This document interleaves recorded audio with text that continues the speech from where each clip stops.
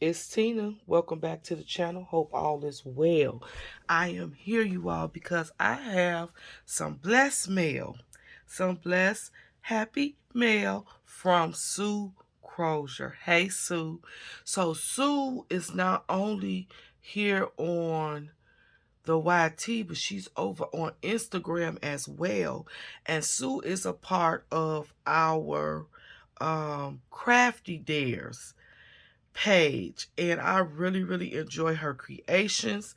And she sent me a package. Let's dive in. Can somebody tell him thank you? First of all, beautiful packaging. Is starting to look a lot like Christmas. Look at the red and green dot uh, tissue paper that she have here. I really like that, and it's so festive. It made me smile when I first laid eyes on it, pulling it out of the bubble bag. All right, so we're going to go ahead and dive on in. She has a cross here. She has this beautiful snowflake gold. Gold is my choice between silver and gold. I'm a gold girl. I rock with gold. I love gold. This is beautiful. So this is a snow ornament to go on my tree. Thank you so much, Sue. And I'm going to just put a piece. I'm going to cut out a circle dot. I'm going to put Sue's name and this year and hot glue it to the back so I always remember and know where this snowflake came from. Thank you, Sue. All right, let's open up this red ribbon. Love this. How she tied this around. All right, we're just going to open this so I can get to the card. The card is kind of taped. All right. First of all, just look at this card in the wrap. I'm finna try to open this wrapper. Too cute. First of all, look at this card. And I don't think I've seen this card on her channel. I'm going to go look. But this is too cute. So you got the snowman in the hot cocoa mug with the 3 marshmallows. This is super cute. She has a mat here with the stitching around, a snowflake, and then she has the little trim, cotton trim underneath with the ropes here. I love this.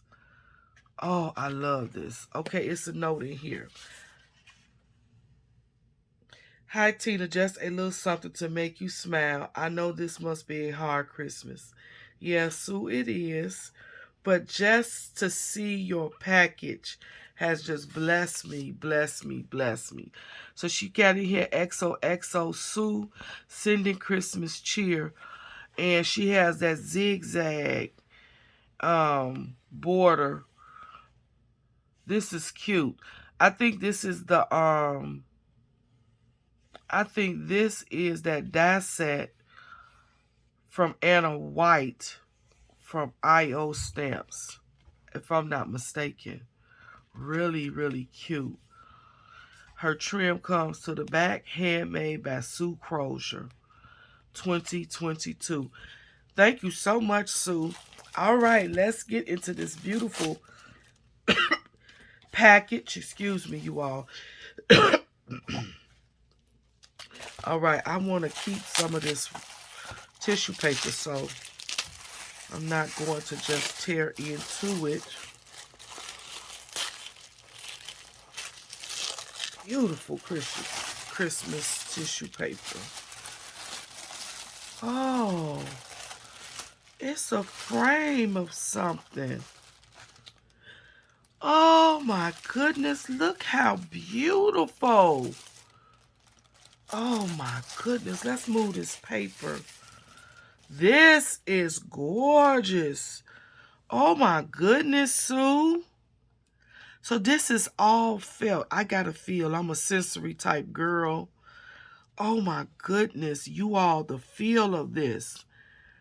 So she took a picture frame, took out the glass, and she made a scene out of felt. Oh my goodness. Can you all see all the detail? Oh my God. So we got 2 trees, a snowman.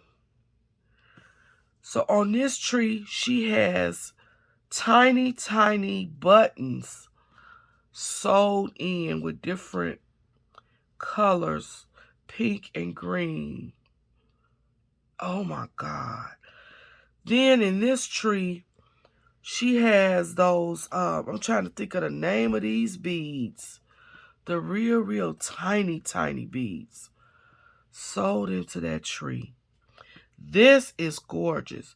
She has a felt snow bank at the bottom that she sewed.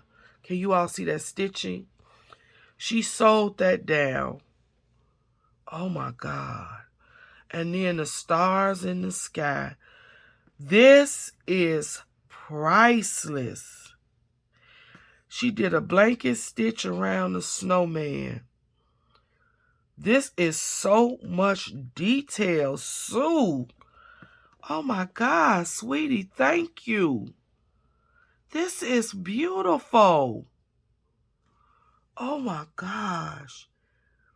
Then on the back, she has the gingham paper, homemade with love by Sue Crozier.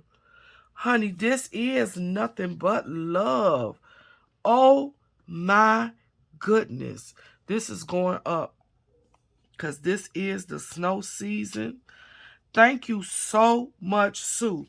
She is Sue Crozier over on Instagram and here on the YT. Go check her out. Pay her some love. This, I'm speechless. This is gorgeous. This is beautiful. I love this. Oh my God. Beautiful. Beautiful work of art. Oh my goodness. Thank you so much, Sue. Thank you so much. All right, you all. I'm going to put this over to the side because I also want to talk about a new magazine that I came across. I'm going to have to move this out the way so I can be able to open up the magazine. Oh my God. Sue, that is, oh my gosh. All right, you all know that rock with me. Know I love my magazines. So I was in looking at magazines and I ran across this Mary Jane Farm. Never seen this magazine before. And where I usually go, the Joann's that I usually go to and look at different magazines and pick up my magazines, I never seen this magazine there before. I don't know if they sell out fast. I'm not for sure, but this is a Mary Jane Farm. This magazine is good until, this is a recent issue, I should say, to January 2nd, so it should be one coming up next month. However, I flipped through, and you all know my rule about magazines.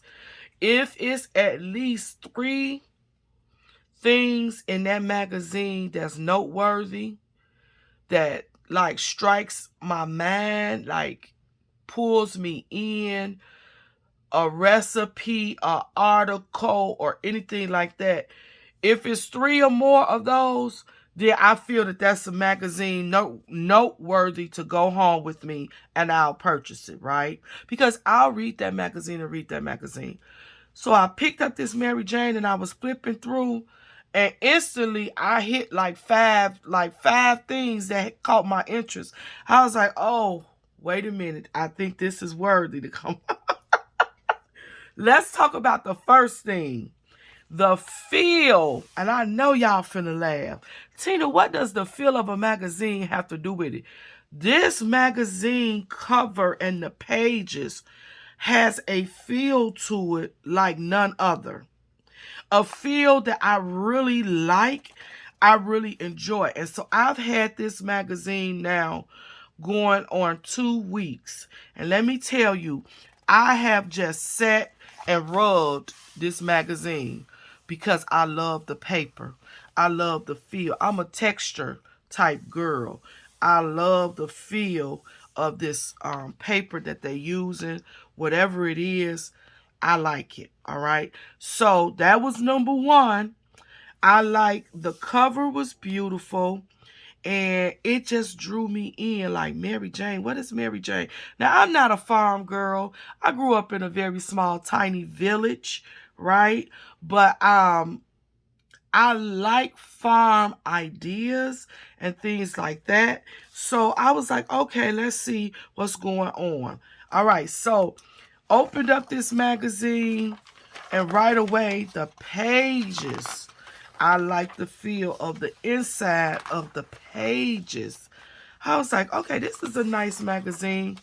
Also love the smell of this paper. I don't know what it is, but it's like none other, right? Flipped over, and I got to show you all these because this was the first thing that caught my eye when I opened up and I was flipping through the pages like I just did. These Converse. Now, I'm not big on gym shoes, right? I'm going to flip this over. But these Converse caught my attention. And so this is the back of these Converse. Oh my God. When I saw those, I was like, what is that? So, your design, your story. If you are a fan of classic Converse high-top sneakers for you or your kiddos, you can now create a custom look that's true to you. With dozens of colors and patterns to choose from, you can even make a farm girl combination with gingham and flowers and sport your name on the back right racing strip. Then have some fun and share your design story at Converse on social media using hashtag Converse by me, Converse.com. So this is exclusively for Converse, and you can create your own sneakers. When I say this made me smile, oh my goodness, I was like, that is so cute. And that gingham, it just drew me in. I like those. So that was the first thing. I was like, okay, I like. So let's move through this magazine. Just some nice articles. Homemade beeswax food storage wraps. Very interesting article and recipe. Keeping in touch with Jane. I saw this and I was like, okay, what's this about? So this is about farm girl emojis. Now, I'm not a big emoji person. I don't use a lot of emojis when I text. And to really be truthful with you, I don't really like texting. So my texting is very minimal. I like having a actual conversation, right? Using my voice, talking to someone. I don't really like texting to communicate. But I thought this article was very interesting about these emojis. Farm girl emojis. As the popularity of texting skyrocket, so does the population of emojis that inhabit the technosphere. Still not exactly sure what an emoji is. Don't worry, it's a term used most liberally among the youngster set. An emoji is, in its most basic form, a smiley face. Of course, emojis run the gamut of expressions these days and even include limitless other varieties of people, places, and things. With such a plethora of modern particular shorthand out there, it comes as a bit of surprise that an emoji representing women and girls are in a word dated. When it comes to emojis, women can be brides and princesses, paint their fingernails, get a haircut, go dancing in a red dress. If those sound like roles determined by patriots. Well, it's not a new complaint, wrote Karen Workman of the New York Times in 2016. But finally, a proposal from a team of Google employees was submitted to the Unicode Consortium, an organization responsible for the approval worldwide unleashing of emojis. The proposal includes women in business and on farms, among others. Yep, women on farms. A farm girl emoji. Actually, quite a few farm girl emojis. Some display diversity, and some on tractors. Download emojis to your computer from the Google Play Store or simply look for them in the setting to feature your smartphone. So these I assume are the new emojis that represent farm girls. And what I liked about it was, there's my color. So they included me. I thought that was a cute article. And then it just talks about how a lot of farms nowadays are being ran by women. I did not know that. When I think of farming and things like that, my mind automatically goes to men.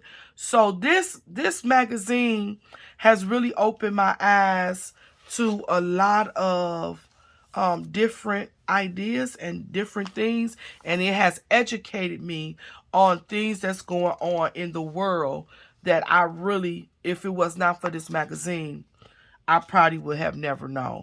So I thought that was a good article, and that's another one that caught my eye. Christmas Lost and Found, beautiful article. Memories live on, beautiful article. Love makes spirits bright. I read that one. That's beautiful as well. A Old Place. I want to read this real quick. This is a cute. This is Reader's Right. Okay. They have a lot of spaces and a lot of things that's provided in this article, in this magazine, that comes from the readers. That's another plus, and I like that. The Old Place. A new house graces the hillside where once stood an old, hand-built farmhouse with 5 rooms, doors that were never locked, and a porch across the front, a swing at each end. Twin oaks towered over the yard that rocked a hammock between them. In the summertime, right where lawn minted into tobacco fields, bordering the long driveway. It's shorter than it used to be when a child skipped down to the mailbox. There's probably a pool there now, back where the horse lot was. It's the best place for me, by the barn, where cousins always found the newest kittens. Up in the hayloft, dressed up, performances were presented in Papa's wagon bed. Grandma's tea cakes, stolen from the kitchen, were savored by giggle girls, and the aroma of hay, animals, and sweaty leather was a bouquet all to its own. The hill still rises above the house, guarding the dark places and hidden caves, and the secret pledges of forever friendship made among the mossy burlers and vine trees. They could be quickly found again if only one could climb those heights. Ah, time is gone now. The present intrudes into a reveal. To take and lock it away in the misty realms of yesterday. Goodbye, old home place. This land, this sacred scene of my childhood, is another's new memory now. I thought this article was so cute and touching. So it tells the story of a place where she grew up and now it's somebody else's home. This touch me so much because I go to places like where my uncle lived for all of my life I could remember. And now I ran past his house and just like tons and tons of memories shoot out of my head that I had in his house with my family, with my cousin, just touching. I drive by the building where my great grandmother lived all of my life at the end of her life in the senior citizen building, and tons of memories just burst in my mind. Smiles come on my faces, sometimes my face, sometimes tears run down my cheeks because the memories just burst into my mind of those places. And I like the end of it where it says, "Goodbye, old home place. This land, this sacred scene of my childhood is another's new memory now." Those places are somebody else's memories being built now. But oh my goodness, they were like what made my childhood. So I really, really fell in love with that little poem from one of the readers, right? Oh my God. I just appreciated that so much. All right, so let's move on. Beautiful, beautiful articles. I want to talk about this the next article that really drew me in and caught my attention. It's about hobbies and how hobbies benefit brain health. Now, I am aware that different hobbies and different things that we do help with like our memory and things like that. Crossword puzzles is good for your memory. Putting things together, building things, all of those things help. So this article kind of touched me as well. I'm gonna try to open it this way. All right. Hobbies benefit the brain. Participating in a leisure activities such as reading, doing crafts, painting, using a computer, and playing instruments or games can help lower your risk of dementia by 23%. According to new research published in the medical journal of the American Academy of Neurology, reports goodnewsnetwork.org. Previous studies have shown that leisure activities were associated with various health benefits, such as a lower cancer risk, a reduction of atrial fibrillation, and a person's perception of their own well-being, says study author Lin Yu, PhD of Peking University. However, there is conflicting evidence of the role of leisure activities in the prevention of dementia. Our research found that leisure activities like making crafts, playing sports, or volunteering were linked to a reduced risk of dementia. Lynn and her colleagues reviewed 38 previous studies from around the world that followed more than 2 million dementia-free people for 3 years or more. During that time, nearly 75,000 of the participants developed dementia.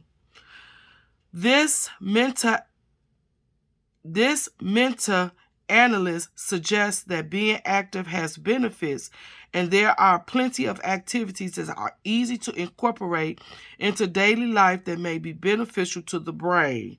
I thought that was very interesting, and this is why I always push myself, even when I don't have no mojo, to try to do something. So if I can't create with paper and glue, I'm putting a puzzle together. I love puzzles. In the summertime, I always have a puzzle on my table. I'm putting those 1,000-piece jigsaw puzzles together, 500 pieces at work together. I have even had a 100-piece puzzle at work. On lunch, I put a puzzle together. Sometimes I don't want to eat. I'm working on my puzzle. So I just wanted to share that article because, yeah, dementia, it can come on anybody, right? Any race, any, male and female. It doesn't have a group of that it just gravitates to. So we want to try to preserve our brain. And so these are some of the things that we could do. I found that article very, very interesting. What y'all think about this magazine? I love the feel of this paper. All right, here we go. This article really drew me in. Party foods. I was like, what about party foods? Why we crave them and how to make the healthiest choices. So I'm not going to read the introduction, but I'm going to dive in because what I liked about this article, it talks about food and in different categories. So I'm going to be in the book and I want you all to take a listen. Read through these 5 patterns and see if there is a particular one that rings true for you.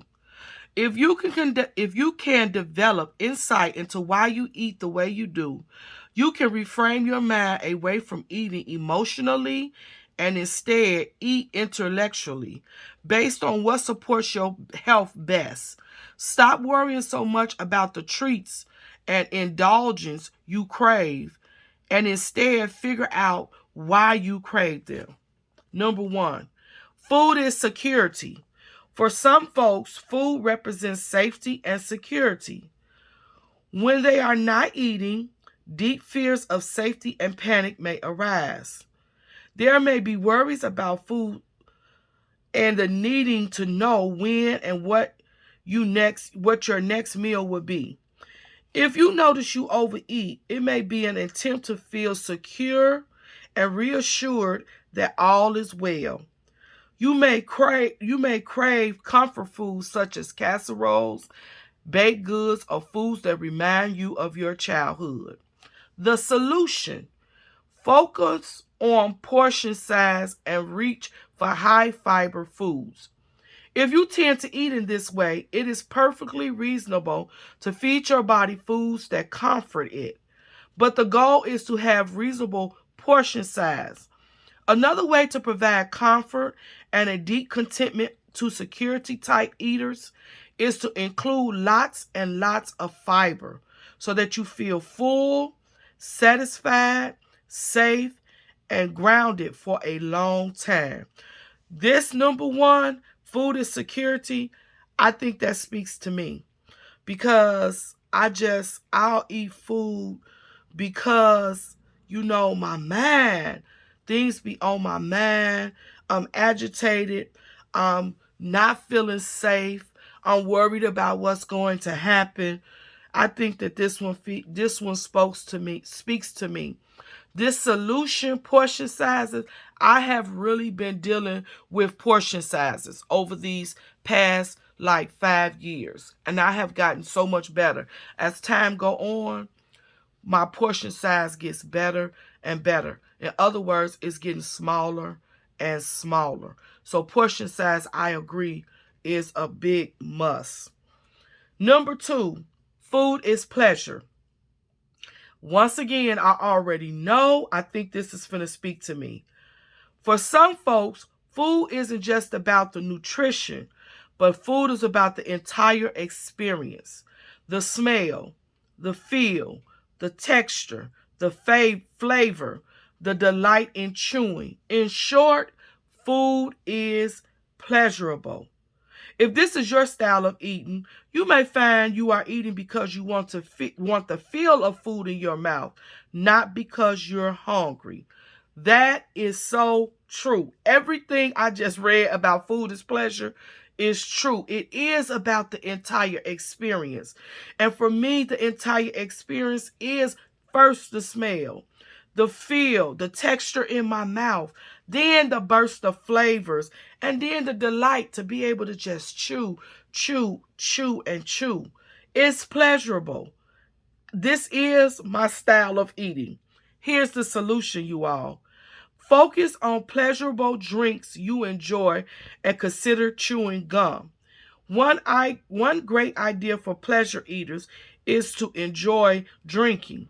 They got coffee, teas, water, fresh squeezed juices, or chewing gum throughout the day to experience the sensual pleasure of having sensations in the mouth without necessarily reaching for food. And that it works, you all. I chew gum a lot. It really, really works. All right, here's number 3. Food is love.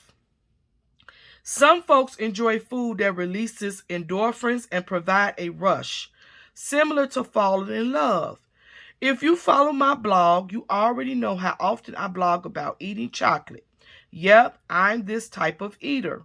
Romantic foods like oysters, red wine, chocolate. It's not so much that these eaters care about food, they care about the way food makes them feel. Dieting for love-seeking eaters and restricting food is equivalent to being separated from a lover. Here's the solution. Eat with others or make your place setting beautiful. One idea for love-seeking eaters is to focus on enjoying the people you are eating with more than the food. If possible, avoid eating alone, which typically leads to overeating, and instead focus on the conversation. Make your eye contact with the people you are enjoying a meal with. This will allow you to eat what foods you do eat. For example, anticipating a small piece of dark chocolate instead of 3 plates full of food you don't actually love or even enjoy. Also, focus just as much on creating a lovely place to eat as on what food you are eating. Add a fresh flower to your kitchen table. Bring your lunch outside to eat in the sunshine in the middle of a workday. Browse thrift stores for beauty, vintage glasses, and plates to mix and match. Or hand stitch some beautiful cloth napkins to use as a treat.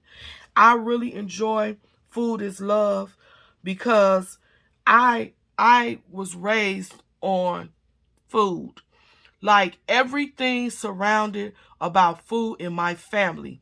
My grandmother, when you went to her depressed, upset, distraught, like you went to talk to her about something, she was pulling out a plate of something, a bowl of something, a pot of something. Let's sit down and talk about it. Everything in my family and my growing up was surrounded about food. The kitchen is where we always were. It's where you found my grandmother, day morning in and day out. So food is love. And I agree that making your area where you eat pleasing to the eye, it does take off that pressure of you focusing on all that food on your plate. I learned that over years. My grandmother always kept it beautiful and pleasant in the kitchen area. Like, she always had plates matching, table had a plant or a flower on it. It was just a beautiful, warm space in our house. So I do agree with everything was said. And I love the point of eating with somebody else. We never ate by ourselves growing up. Always had somebody to eat with. We always ate as a family for dinner. And then as we got older and everybody started doing their own thing, we didn't eat as much as a whole family sitting down. But there was never a time that you was at mama's house and there was nobody there to eat with, right? One person went in the kitchen to get something, somebody else was coming in, and that's how the conversation and the bonding started. I enjoyed Food is Love. All right, here we go.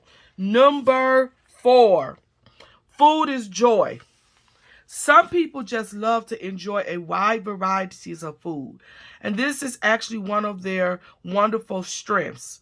My son is a joy-based eater, and even as a young child, he was amazing. He was amazing at trying foods most children wouldn't even think of. Exotic foods, spicy foods, unusual vegetables that kids traditionally hate. Because joyful eaters are so open to food, Dieting or any other type of food restrictions at all feels like a huge loss and may even bring deep sorrow. The solution: increase food variety and make meals from scratch. My favorite recommendation for joy-based eating is to focus on trying new and unusual foods to satisfy their cravings instead of overeating a large quantity of boring foods. Keep a stash of different spices, hot sauce, and healthy seasons to make each bite taste exciting instead of needing larger portions to bring joy. Joy eaters also tend to actually enjoy preparing food. So if you are a joy eater, build time into your day to focus on trying new recipes, browsing new cookbooks, and preparing healthy meals from scratch. Joy-based eaters can feel guilty that foods bring them joy, but I say this is a strength. Food brings joy. So choose your food selection based on how much joy it brings you, and don't waste your time or calories on food that doesn't bring joy. I totally agree. Food is joy, and I am, I guess, a joy-based eater because I do enjoy trying new foods. I'll try a vegetable that I've never tried before. Either I like it or I don't, but just trying it out brings me joy. I really enjoy food is joy. All right. Food is distraction. Oh my goodness. I already know I think this one is going to speak to me. I know y'all like Tina, they all speaking to you. I love food. I'm a foodie. Food is distraction. Does this sound familiar? Forgetting to eat, not making the time to eat, feeling dizzy because you skipped lunch, reaching for a quick snack and then getting right to work, forgetting to hydrate. Some folks find it easy to ignore their body needs or lose track of time. Distracted eaters often don't take the time to eat healthy, so when they do eat, they are revelish and don't make smart food choices, or they don't get the needed nutrition building blocks. This is the solution. Schedule meals and drink water often. The best thing these eaters can do is to schedule their meals so that they eat at regular intervals. Stay hydrated, make great food choices instead of not eating all day, and then bring in a drive-through on the way. Another great tip is to carry water at all times so that even if you're not taking the time to properly eat, you stay well hydrated. This goes for everyone, but to sporadically eaters most of all. Following are some of the healthiest party foods to look for. You are almost guaranteed to find at least one of these tasty treats at any holiday party. All right, so food is a distraction. All right, so you want to schedule your meals. I don't too much schedule my meals, but I have learned how to do mini meals and healthy snacks. So I do snack more frequently than I used to years ago, and I try to make sure those snacks are very, very healthy. All right, so you all, what do you think about those five? Food is security, food is pleasure, food is love, food is joy, and food is distraction. Please leave me some comments down below, especially if you don't comment about nothing else in this article. Comment and tell me which one of these eaters are you. Food is security. You eat because something's going on in your life and it makes you feel safe. It calms you down. Food is pleasure. It's just because you like the smell, the feel, the texture, the flavor, the delight. You like the whole experience. Food is love. Is food like a romance to you? Is it like being in a relationship? Like, do you like foods that, give you that drive, right? Food is joy. It just makes you happy just to try different things and experience different food, or is food a distraction? I really loved that right there. I knew I was taking this home. 5 favorite healthy party foods: chocolate, coffee or tea, berries, nuts, and deviled eggs. I love me some deviled eggs. They have a deviled celery egg. I don't know about this. 6 boiled eggs, Greek yogurt, fresh lime juice, sauce, and minced celery. I don't know about this one, but I'm gonna try a batch to see. It seemed like this will clean you out. I don't know. Definitely clean eating. I'll let y'all know about that, but I'm gonna try it. Celery deviled eggs. All right, let's keep it moving. I love the photos and all of the pictures. Look at all of those pictures here. The spinach, tomato, feta, quick and easy baked pancakes. I don't know if I want a pancake baked, but yeah, strawberry cream cheese, stuffed French toast. I like recipes, so this book gave a lot of recipes, and the graphics here were just beautiful. Look, I already got my card filled out because y'all, I will be subscribing to this to this magazine. That's how much I have enjoyed this magazine. Small bites, maple bacon Brussels sprouts. I'm going to try this, and y'all, I don't have a gallbladder, so I keep my oils to a minimum, but I got to try this bacon wrap Brussels sprouts. All right, here we go. Another stuffed mushroom. Look at the photos. So beautiful. Sweet treats, carrot muffin, cream cheese filling, coconut banana cream pies. Look at those. Ah, delicious. Delicious. All right, here we go. Monkey business. I love the illustrations here. Enjoyed this article, right? Oh, a lot to read. A lot to read. This talks about the Farm Girl Book Club. Interesting books. All right. We study going. Look at the beautiful, beautiful photos. Sisterhood. This is another article that pulled me in about 2 girls that meet, and they just were perfect for one another, and they just became friends as little kids and grew up, experience like outdoor and nature. But here's the article portion that I want to read. All right, this is Sisterhood at Any Age. Too old to play? Says who? Connecting with people is vital important to our well-being. But busyness of life can make staying in touch or making new friends challenging, which is why I created the Farm Girl Sisterhood and the Farm Girl Connection chat room. Through the sisterhood and chat room, I've had the privilege of connecting many fantastic women and have also been able to watch others form lasting friendships. I like to share this chat room post most recently by Cindy, our 2021 Farm Girl Sister of the Year. I wanted to thank Mary Jane for the incredible work she has done over the years to create the Farm Girl Sisterhood. 8,400 strong and growing. I have communicated with some beautiful women over the years via this chat room, but never did I imagine I would meet one in person. Who would have thought that when I moved to Oregon from Australia, I would be 20 minutes down the road from a fellow farm girl?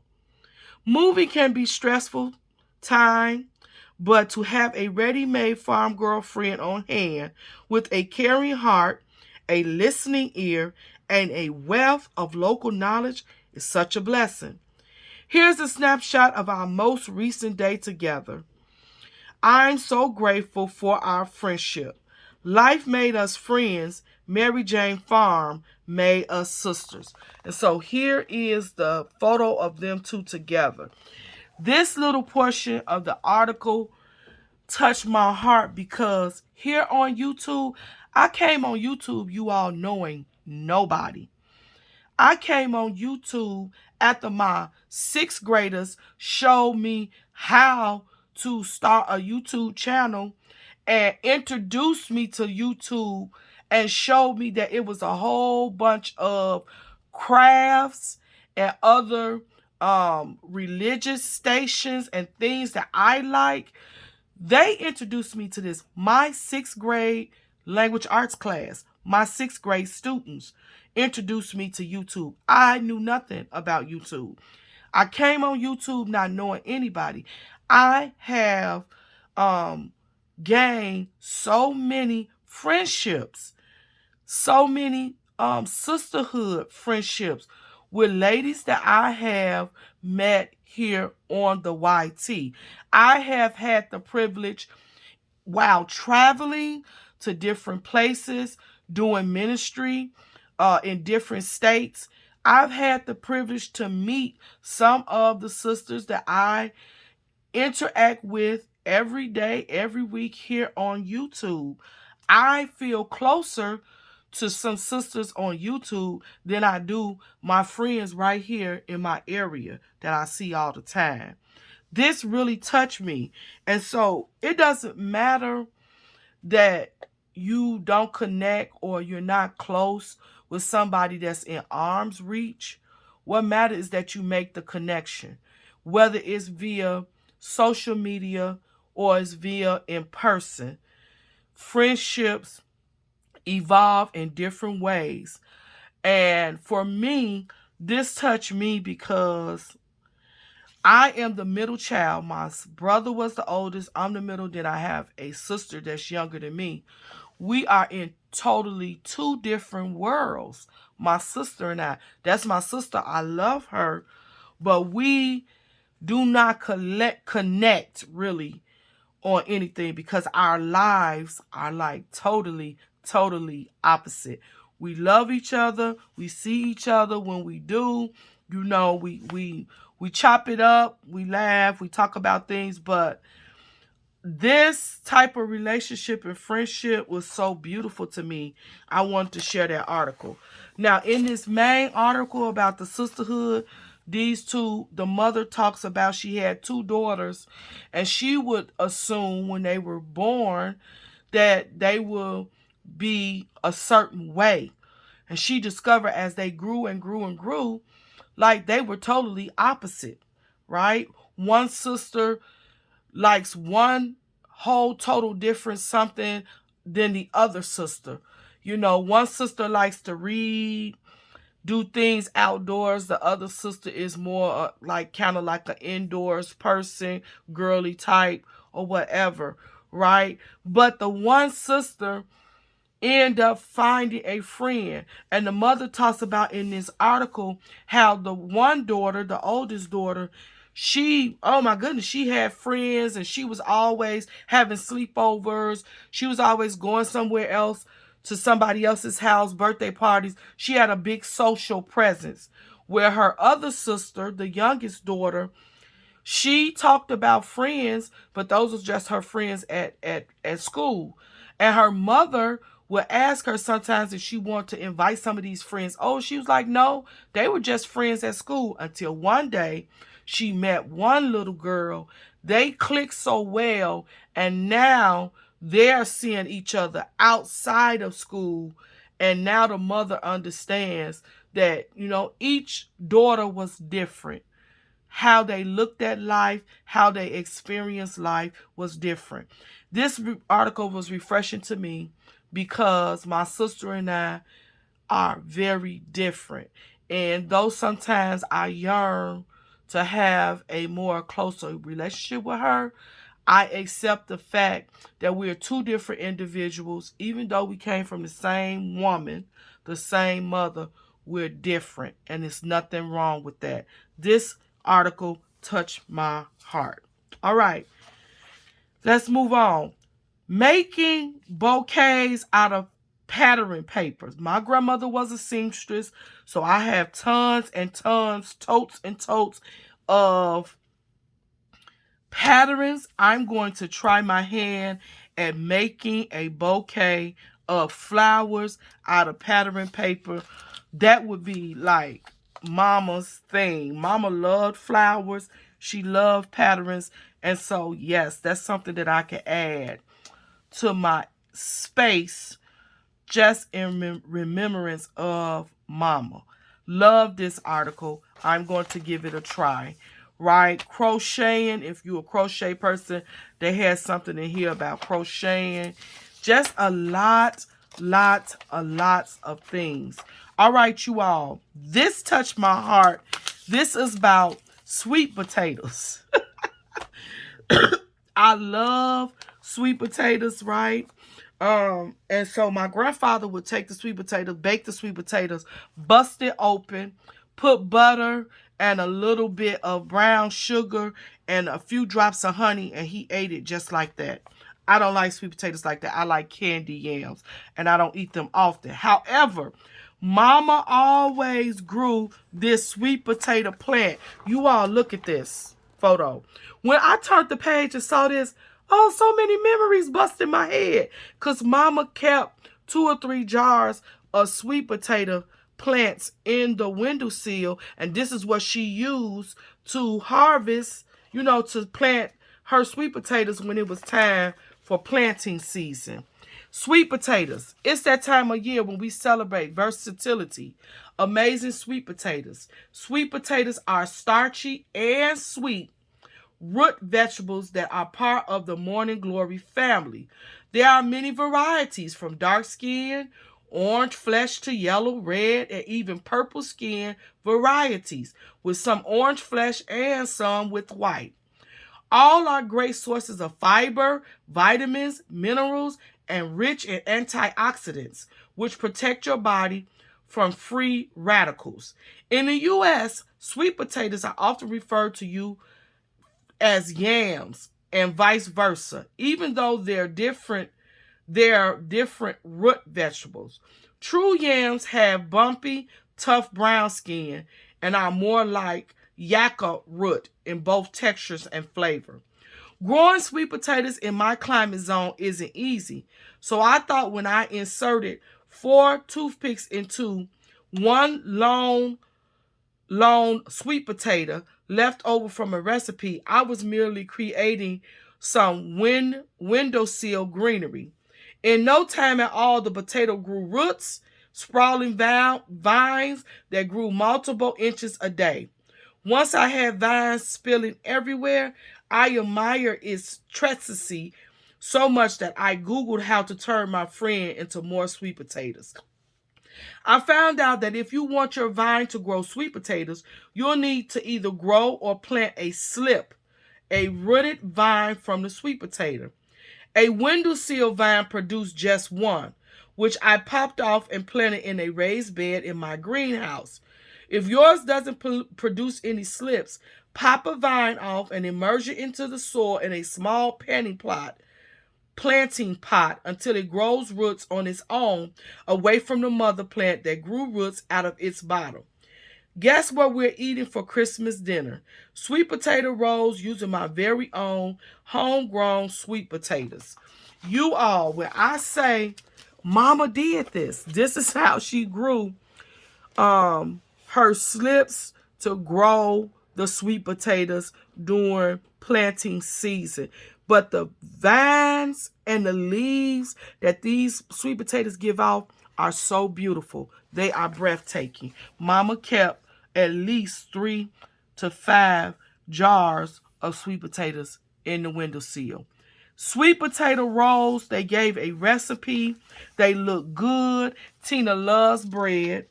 Tina likes sweet potatoes. And I love cooking with my cast iron skillet. I will be trying these rolls. All right. Woodpile, beautiful article. Lovely, lovely photographs. Just calming and beautiful.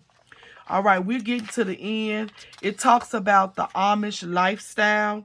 All right, I like this article. It talks about a family that opens up part of their house, a house that they have on their land.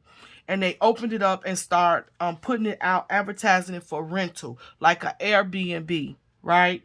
And so this Amish family writes in, reserves, and it was a lot of clues. They never said that they were Amish, but the owners of the property said they thought it was strange that the person didn't pay in by credit card. The person sent in their payment by money order, and they just thought, like, okay, what kind of family is this?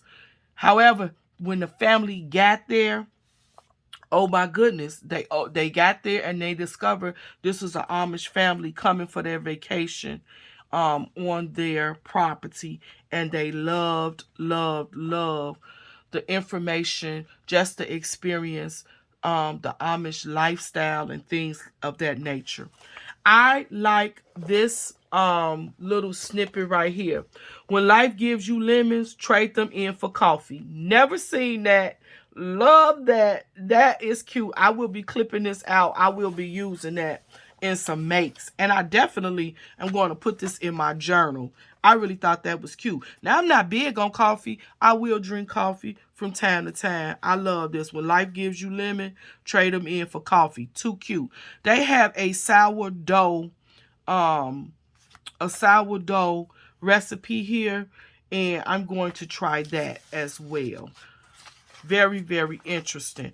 All right, this Amish family was able to stay here. They stayed here on this property for a week, having their vacation.